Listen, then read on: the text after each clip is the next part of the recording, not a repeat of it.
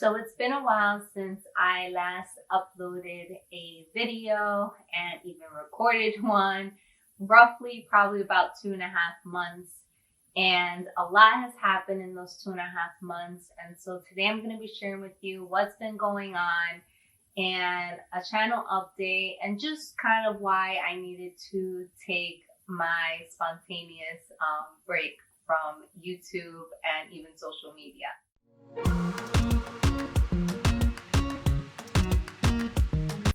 If you are new here, I just want to say thank you for tuning into this video.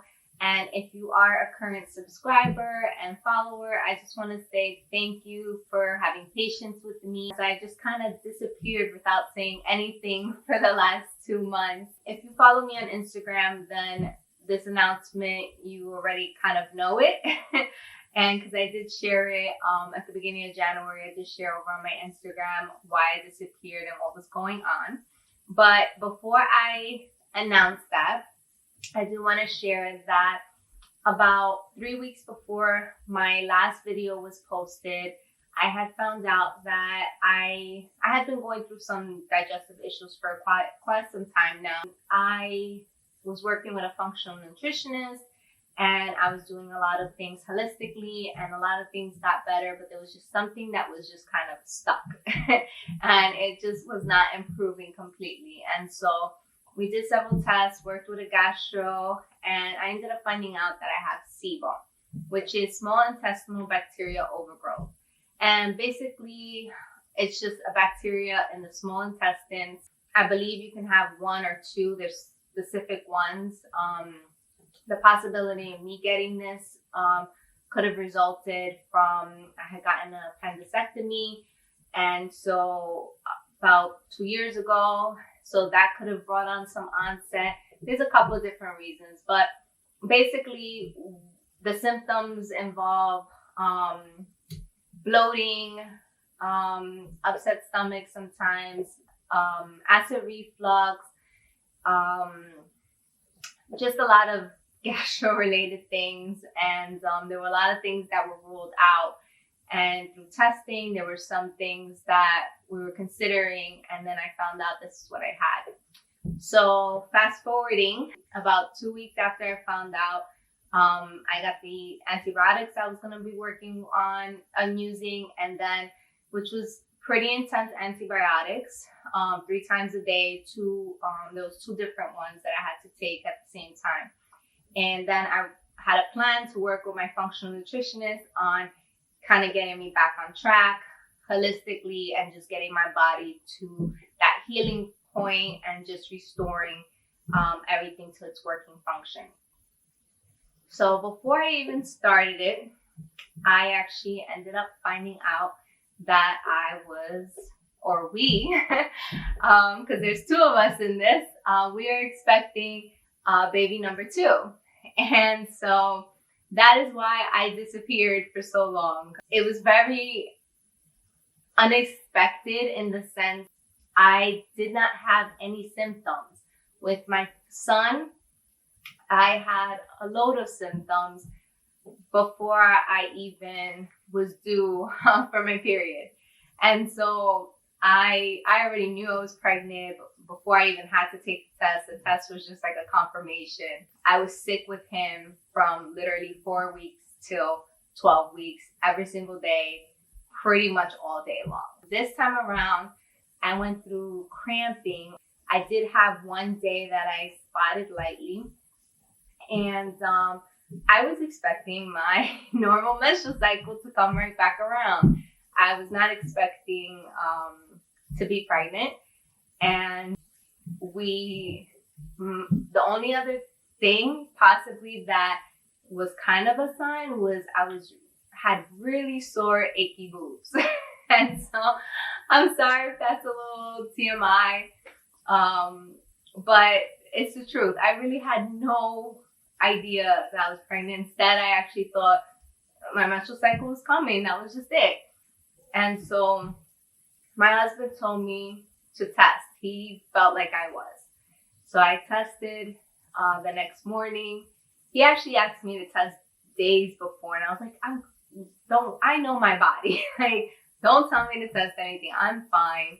And so anyhow, I ended up finally testing. And when he was like pushing me to test, and I tested the next morning, and it came up positive. I tested like 6 in the morning. I woke him up. I was like, oh my gosh, oh my gosh, oh my gosh.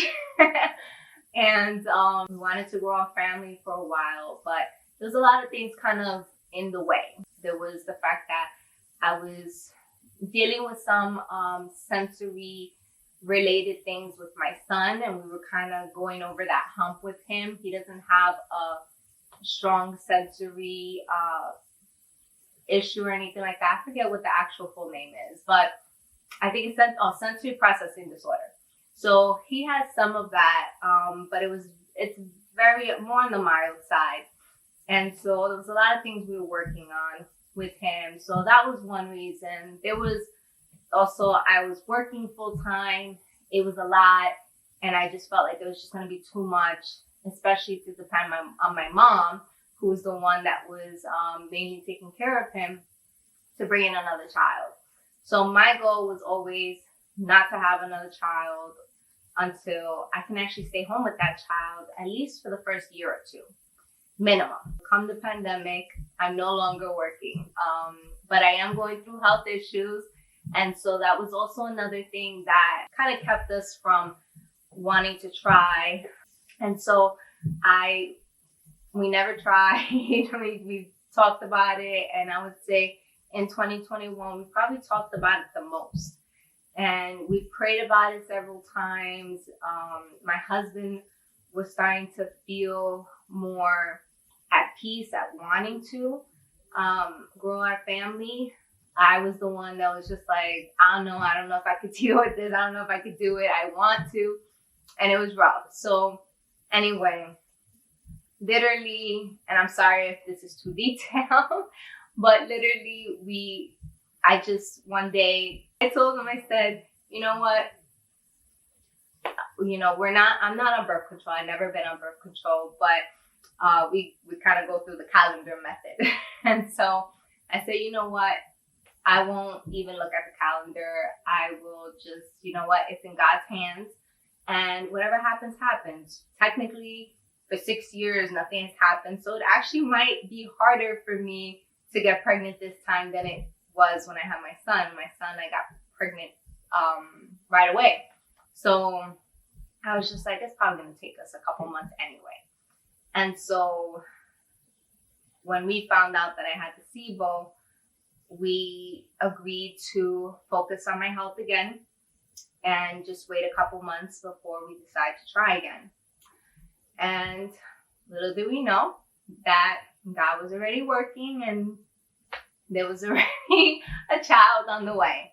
And so we're really excited. Like I said, I had a lot of mixed emotions. I did have a lot of fear at the beginning, especially between 4 and 5 weeks, because I didn't have a lot of symptoms, and because everything, the cramping and all the things I was going through as far as like not feeling nauseous, and then, being tired all the time, but just the cramping part of it brought a lot of fear to me. And I know you can have cramping, but for me, it just gave me PTSD of my miscarriage. And I did share my miscarriage story back in October. I have a video. I'll link it down below if it's something that you're interested in watching. But I shared kind of my journey and kind of what happened during that time. And a lot of the symptoms at the beginning reminded me of that. So I got really scared. And I prayed that like maybe a day or two after I found out about the positive test. And I tested again just to make sure. I prayed to God, and I asked him that if this is going to be a miscarriage, because I'm scared, because everything is telling me that this is the same thing that I went through before, then please allow me to miscarry by a week from when I found out.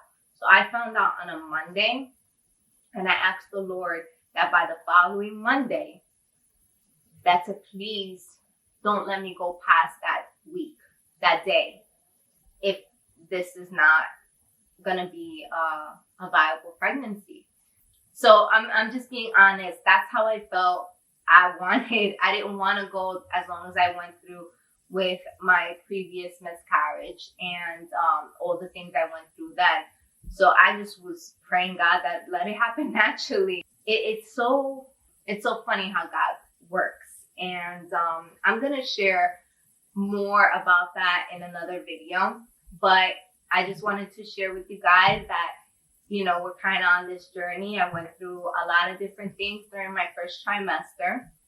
And so there is a lot that I will share in a different video, and just kind of overall what my first trimester was like, what I went through, and just a lot of things that happened. And so I know that I do owe you guys a homeschool update video, which I will definitely be recording and getting out probably within another week from this video, hopefully.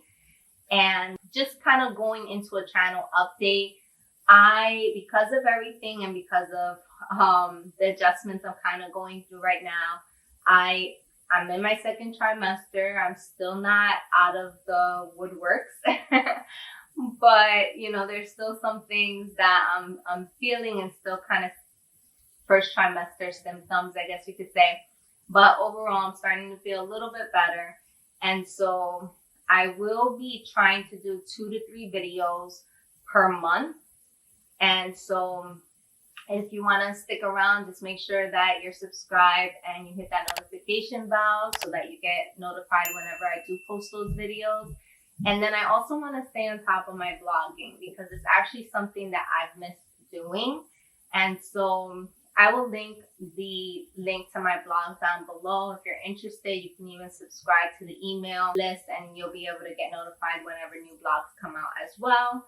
And any just general emails that I might send out once in a while. I don't usually send out emails very often.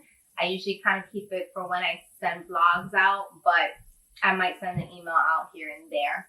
So that's something that you can kind of look forward to. Once again, I just want to thank you guys for all your support here on YouTube and over on Instagram.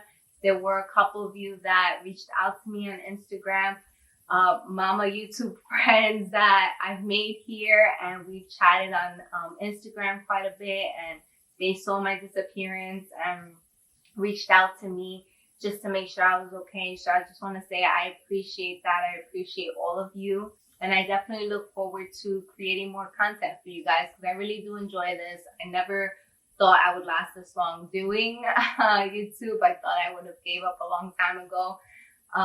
So definitely just thank you for sticking around with me. And I'll catch you guys in the next video. Bye.